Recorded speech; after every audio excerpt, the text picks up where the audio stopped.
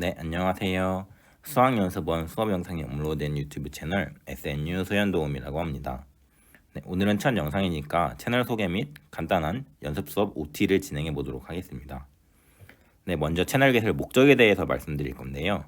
저희가 이상적으로는 모든 수업을 잘 들을 수 있으면 좋겠지만 가끔 어쩔 수 없는 사유로 인해서 수업에 빠져야 될 일이 있습니다. 예를 들어서 코로나에 걸렸다든지 아니면 기타 질병에 걸려서 아파서 수업에 못 나오실 경우가 있고요. 혹은 학과 공식 행사에 참석해야 돼서 수업에 빠져야 될 수가 있습니다. 그리고 현실적으로 아마 이 이유가 가장 많을 텐데 아무래도 저희가 사람이다 보니까 개개인의 개인적인 사유로 인해서 수업에 나오기 힘든 그런 경우가 있을 수가 있겠죠. 그래서 그런 경우에 수업을 듣지 못했을 경우라도 그 수업 내용은 알 수 있도록 하기 위해서 이 채널을 만들어 보게 되었습니다. 네, 제 개인적인 경험을 말씀드리면 저도 1학년 때부터 막 학점 챙기고 하느라 이렇게 어쩔 수 없이 수업에 빠졌을 때 되게 걱정이 많았거든요.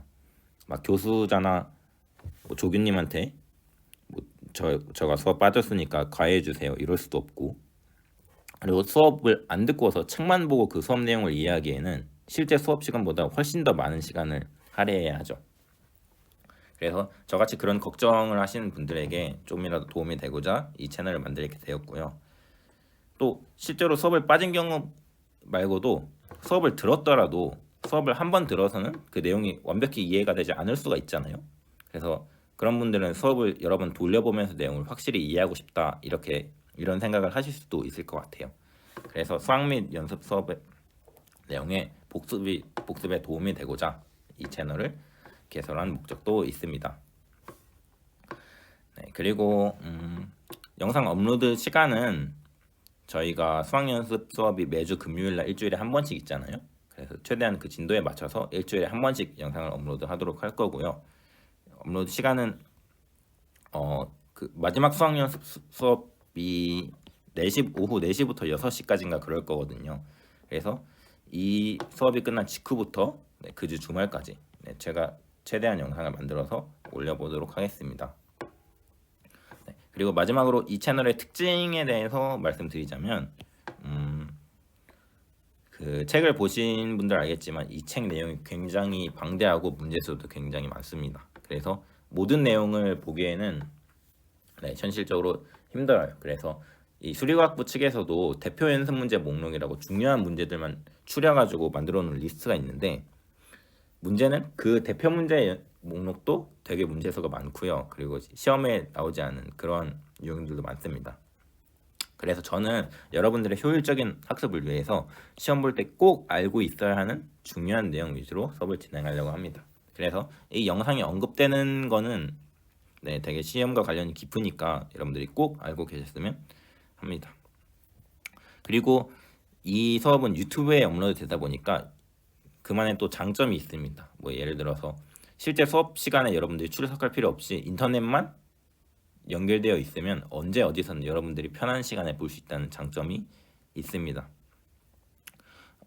그리고 아무래도 요즘 그 정속으로 영상을 보면 되게 답답하신 분들이 있잖아요. 그래서 막 1.5배속이나 2배속으로 시청함으로써 수업 듣는 시간을 아낄 수도 있고요.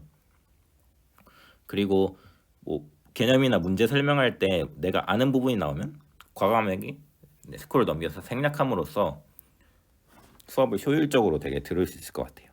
하지만 단점도 없는 것이 아니죠. 예를 들어서 수업 시간에는 실제 대면 수업에 가게 되면 여러분들이 모르는 것이 생겼을 때 바로바로 질문을 할 수가 있고요. 또 단지 수업 내용뿐만 아니라 교수자의 제스처나 이런 눈빛 같은 것을 보면서 더 잘 집중을 할 수 있고 좀 더 효과적인 학습을 할 수도 있는데, 아무래도 온라인 강의에는 그러한 측면이 없습니다. 그리고 온라인이다 보니까 아무래도 집중력이 좀 떨어지는 것도 있고요. 그래서 그러한 단점이 있기 때문에 대면 수학 연습원 수업을 완벽히 대체하지는 못합니다. 그래서 이 영상으로 수학 연습원 수업을 들으려는 생각보다는 이러한 경우에 이 영상을 잘 활용해 주셨으면 좋을 것 같습니다. 그리고 마지막으로 영상에 잘못된 점이나 질문이 있는 경우에는 댓글로 남겨주시면 제가 잘 답변해 드리도록 하겠습니다. 그러면 채널 소개는 이 정도로 하면 될 것 같고요. 지금부터는 본격적으로 수학 연습 수업 OT를 진행해 보도록 하겠습니다. 이번 시간에 말씀드릴 것은 이 수학 및 연습 시간, 대학교 수학 및 연습에서 무엇을 배우는지에 대해서 말씀드리려고 합니다. 그래서 대학교 교양수학에서는 무엇을 배우는지.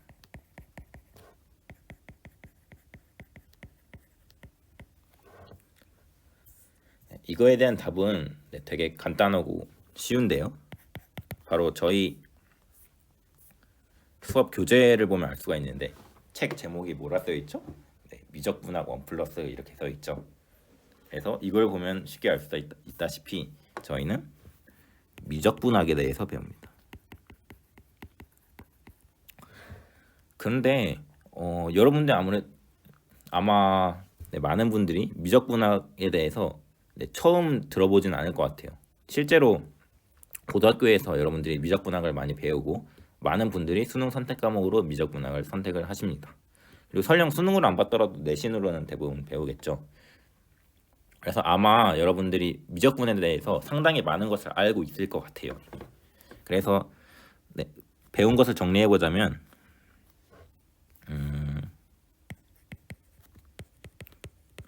고등학생 때 함수 fx가 주어졌을 때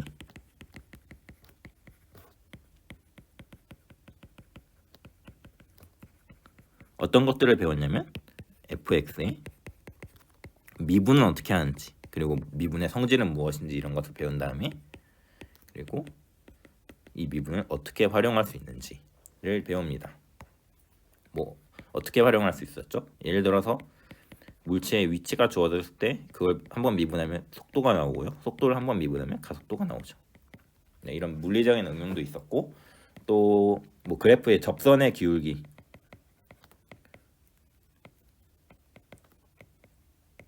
구할 수도 있고 아니면 미분을 이용해서 함수의 개형을 파악한다. 이런 것도 배운 기억이 나실 것 같습니다.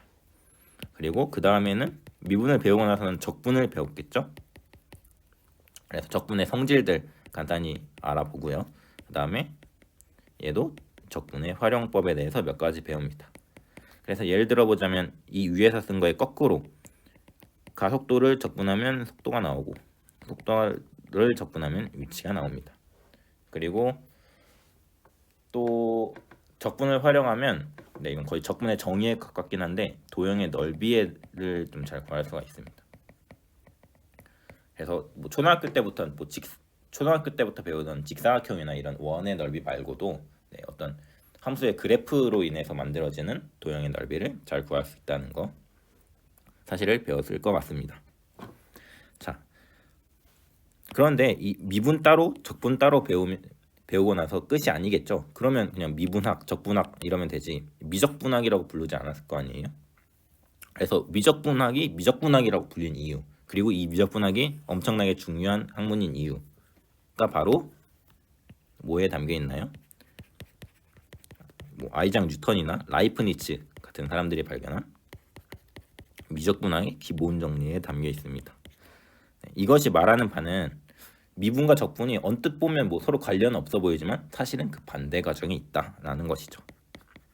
그래서 식으로 쓰면 이렇게 쓸 수도 있을 것 같고요. 아니면 이렇게 배우실 수도 있어요. 이 대문자 f가 스몰 f의 부정적분이죠. 이것들을 고등학교 때 배웠습니다.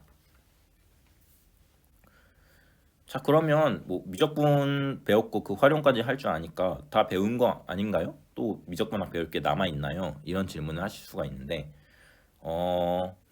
미적분학을 처음에 사람들이 왜 만들었을까요? 어떻게 만들어지게 됐을까요? 그것은 수학자에 의해서 이것을 수학에 활용하겠다고 만들었기보다는 아시겠지만 처음에 미적분학을 만들게 된 배경은 여기, 그러니까 미적분학을 이용해서 물체의 운동을 잘 분석할 수 있도록 하는 목적으로 미적분학이 만들어졌습니다. 그러니까 현실 세계 운동을 묘사를 하기 위해서 미적분학을 쓰는 거죠. 그런데 저희가 고등학교 때 배운 미적분학으로 현실 세계의 운동을 잘 기술하고 묘사할 수 있냐?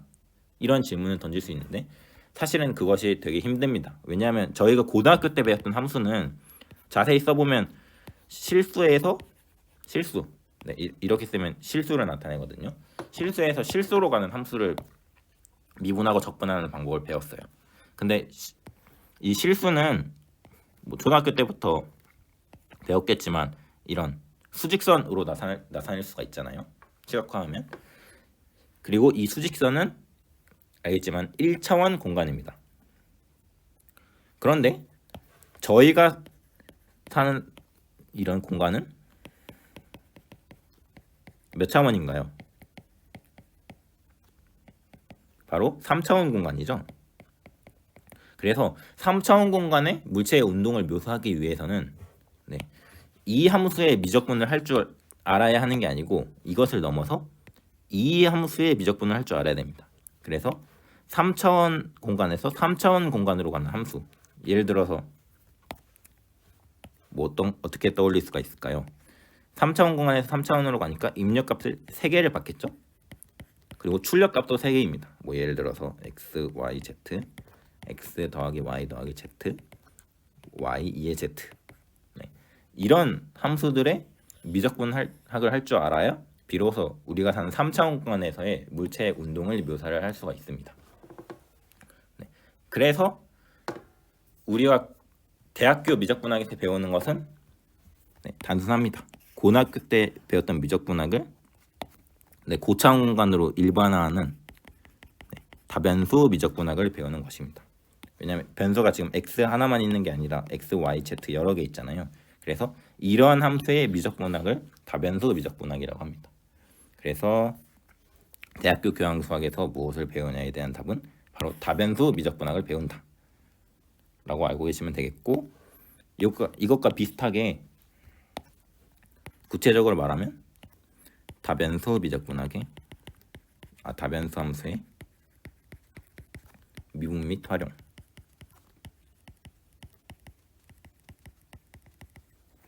그리고 다변수 함수의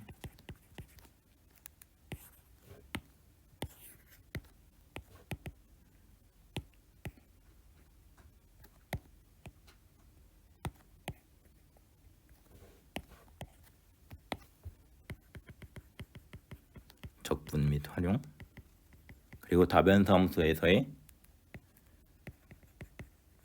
미적분학의 기본 정리에 대해서 배웁니다.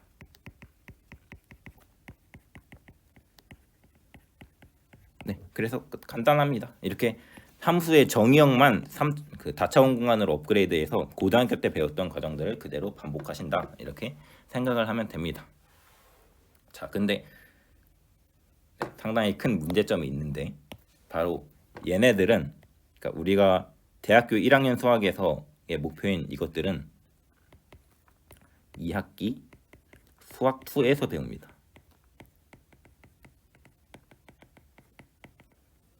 네. 이게 목적이라 했는데 사실 이번 학기에는 이런 것들을 배우지 않아요. 그러면 도대체 지금 1학기 수학 1 때는 무엇을 배울까요?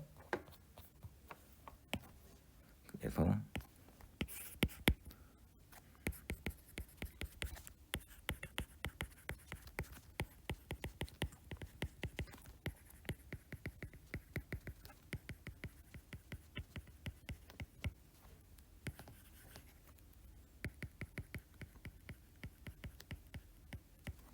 네. 1학기 때는 그 위에서 말씀드린 이 다변수 함수의 미적분학을 배우지 못하고 다른 것을 배우게 되는데요. 네, 크게 두 가지를 배웁니다. 뭐냐면 함수 fx에, 네, 이건 고등학교 때 배웠던 일변수 함수예요. 테일러 전개. 테일러 전개는 뭐냐면 간단히 말하면 fx를 다항식으로 분사시키는 것.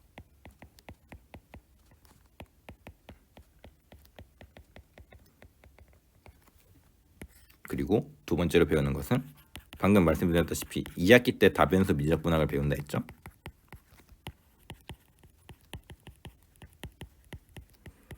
그것을 배우기 위한 준비를 합니다.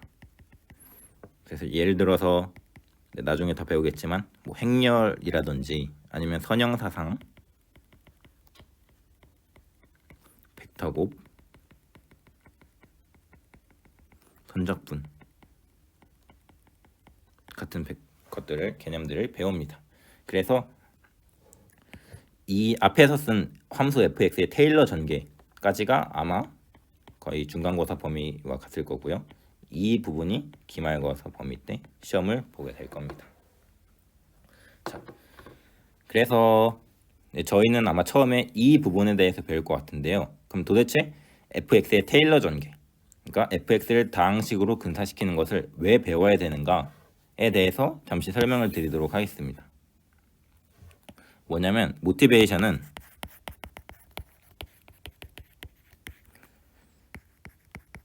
사람은 뭐 사실 사람뿐만 아니라 컴퓨터도 마찬가지인데 다항식의 함수값밖에 계산하지 못한다는 사실에 있습니다.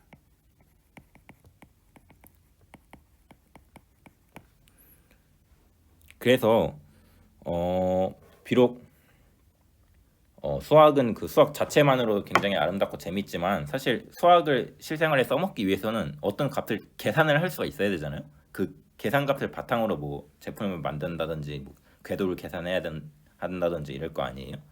그래서 어떤 함수의 값을 실제로 계산할 수 있는 게 중요한데 뭐 예를 들어서 뭐 고등학교 중고등학교 때 배웠던 함수인 뭐 이런 함수가 있다고 쳐봐요. x제곱 더하기 x. 이런 함수에서 f 0.1을 계산해라. 그러면 계산을 할 수가 있나요? 네, 쉽게 계산을 할 수가 있죠. 그냥 저 x 자리에 0.1 넣어서 0.11 이렇게 계산을 할 수 있고요. 뭐 f2 값을 계산해라. 그러면 4 더하기 2에서 6 이렇게 쉽게 계산을 할 수가 있어요. 그런데 fx가 이런 다항식이 아니라 사인 함수였다고 가정해봐요. 사인 x. 그럼 이때 f 0.1이 무엇이냐 이렇게 물어봤습니다. 그러면 뭐 사인 0.1을 구하라는 소리죠. 근데 저희는 사인 0.1이 뭔지는 개념적으로는 알고 있죠. 뭐 반지름의 길이가 1인 원을 그리고 여기 0.1 라디안을 그린 다음에 이 높이가 사인 0.1이잖아요. 그래서 사인 0.1이라는 개념은 알고 있는데 그 값을 만약에 실제로 구해야 되는 상황이 생겼을 때는 그 값을 전혀 계산할 방법을 알지를 못합니다. 물론 방금처럼 막 컨버스와 각도기 막 있으면 뭐 가능할지도 모르겠지만 뭐 그것도 막 사인 x가 아니라 뭐 2의 x라든지 로그 x 이런 함수가 나오면 뭐 통하지 않는 얘기죠. 그래서 이러한 함수의 함수값을 실제로 구해야 될 경우에 이런 다항식처럼 함수값을 계산을 하지를 못해요. 그러면 이러한 물음을 생각해 볼 수가 있습니다. 저희가 다항식의 함수값은 구할 수가 있으니까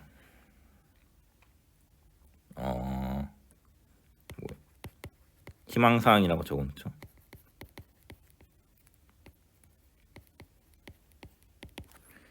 어떤 fx를, 그러니까 일반적인 함수 fx를 다항식으로 나타낼 수는 없을까?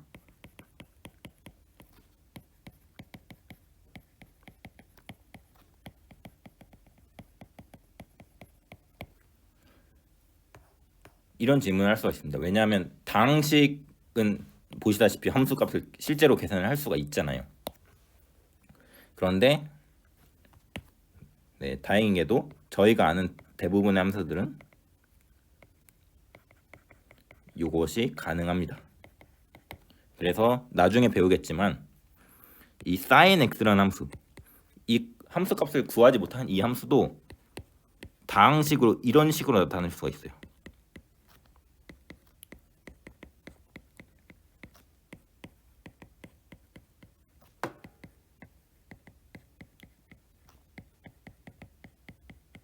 이렇게 쭉 무한히 이어져 나갑니다. 그리고 이런 것을 바로 테일러 전개라고 합니다. 보면 sin x를 이렇게 다항식들로 나타냈죠. 물론 무한히 쭉 이어지긴 하지만. 네, 그래서 조금 시각적으로 보여드리기 위해서 제가 인터넷에서 하나 찾아봤는데요. 보시면 그 하늘색 그래프가 지금 sin x입니다. 여러분들이 고등학교 때 잘 배운. 그리고 이 노란색 그래프가 여기 사진 하단에 이렇게 다항식들이 점점 이렇게 항이 늘어가면 노란색 그래프가 어떻게 하늘색 그래프인 sin x와 비슷해지는지 이렇게 영상으로 나타나고 있죠. 그래서 실제로 저 노란색을 무한히 더해가다 보면 저 하늘색 그래프와 완전히 비슷해질 것을 예상할 수가 있습니다. 그래서 만약에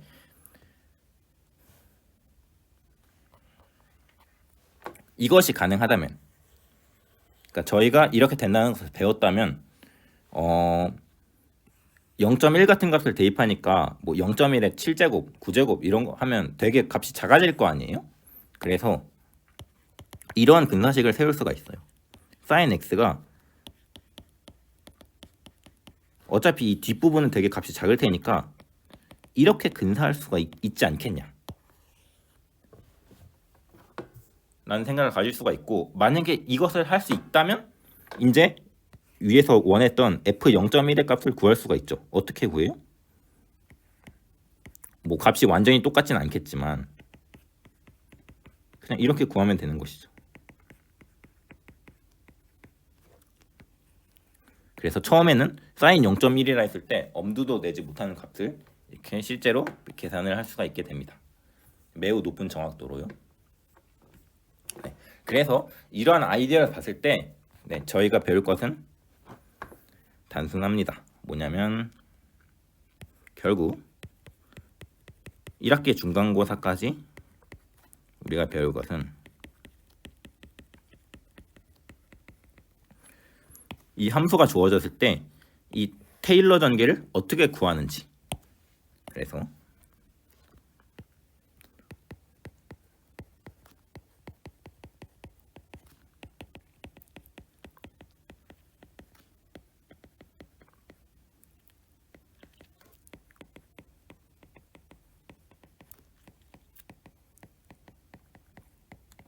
이런 질문에 대한 답을 하고요. 그리고 제가 어떻게 했죠? sin x를 이렇게 테일러 전개한 다음에 어차피 이 뒤에 값이 굉장히 작을 거니까 이 세 번째 항까지만 추려가지고 근사를 했잖아요. 그러니까 sin x를 이러한 다항식으로 근사를 했습니다. 근데 근사한다는 것 자체가 얘랑은 정확히 똑같은데 이 뒷항을 잘라버렸으니까 얘랑은 값이 가깝긴 하지만 완전히 똑같진 않을 거 아니에요. 그게 바로 근사잖아요. 그래서 이렇게 근사를 했을 경우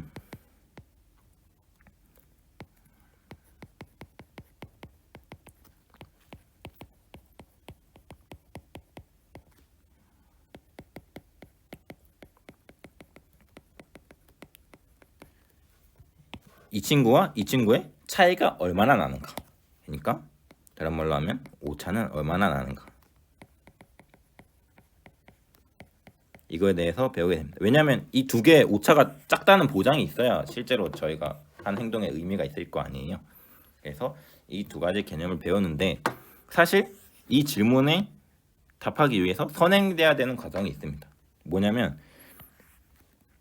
이 함수가 이렇게 다항식으로 나타낼 수 있는 게 가능할까? 이거죠. 애초에 가능해야 실제로 뭐 구하든 말든 할 거 아니에요. 그래서 sin x는 지금 적어서 가능한다는 것을 알고 있지만 이런 것이 불가능한 함수도 있을 수가 있습니다. 그래서 이 질문에 선행해야 되는 질문이 사실은 바로 함수 fx를 테일러 전개, 그러니까 다항식으로 나타낼 수 있는가.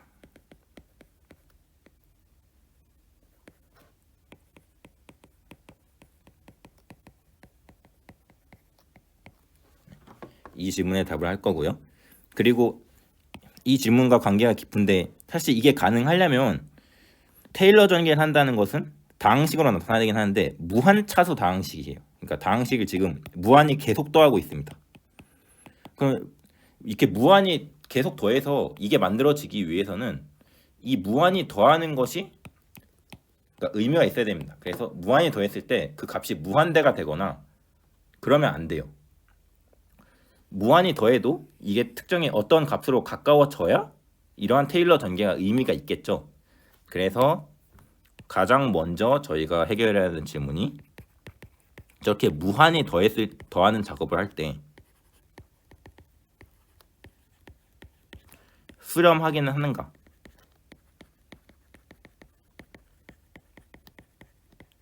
에 대한 질문을 먼저 던질 수가 있습니다.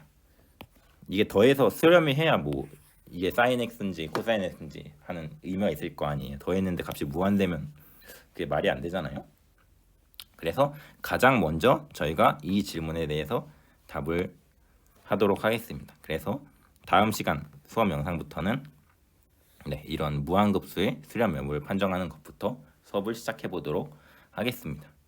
그럼 이상으로 채널 소개와 이번 학기에 어떤 것들을 배우는지에 대한 설명을 마쳤습니다. 그러면 오늘 수업은 여기까지 하도록 하겠습니다. 감사합니다.